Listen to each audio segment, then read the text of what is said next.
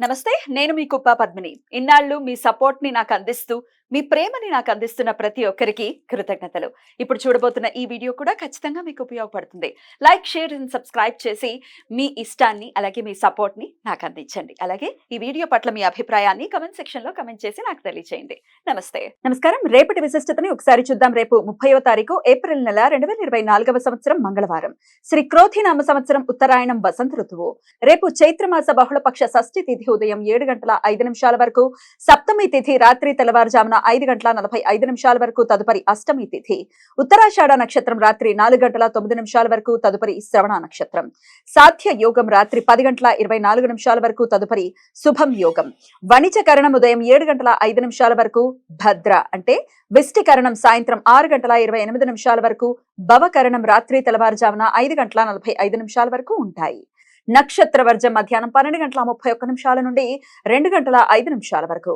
అమృతకాలం రాత్రి 9:54 నుండి 11:28 వరకు. హైదరాబాద్ ప్రాంతం వారికి రేపు సూర్యోదయం ఉదయం 5:51, సూర్యాస్తమయం సాయంత్రం 6:36, చంద్రోదయం రాత్రి 12:35, చంద్రాస్తమయం పగలు 10:55.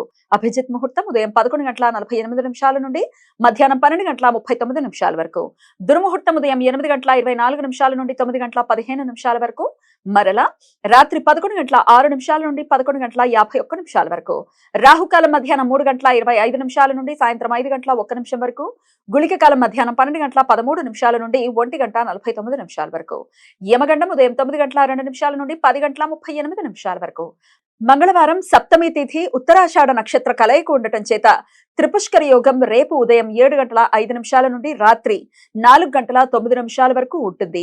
ఈ యోగ సమయంలో చేసే ప్రతి పని జీవితంలో మరలా 3 పర్యాయాలు చేయాల్సిన సందర్భాలు ఏర్పడతాయి. అందువలన ఈ సమయంలో ఎటువంటి తొందరపాటు, అశుభ నిర్ణయాలు తీసుకోకుండా జాగ్రత్తలు తీసుకోవాలి.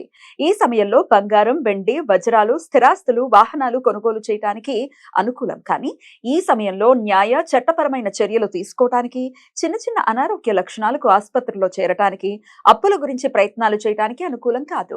ఈ సమాచారాన్ని మనకు అందించిన వారు మేడికొండూరు విశ్వనాథ్ ప్రసాద్ గారు. ఆయనకు కృతజ్ఞతల్ని తెలియజేస్తూ నారాయణ స్మరణతో సమస్త సన్మంగళాని భవంతు. నమస్కారం.